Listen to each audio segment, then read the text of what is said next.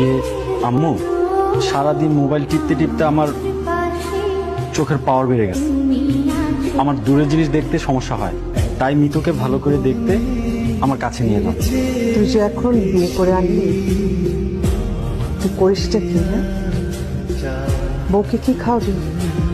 Aunty sorry, আম্মু আমি তো বেশি খাই না, ডায়েটে আছি। আপনি আপনি আমাকে ভরসা করে 2 বছর আমাকে খাওয়ান, তারপর আমি একটা চাকরি বাকরি করে ওর দায়িত্বটাও নিয়ে নেব।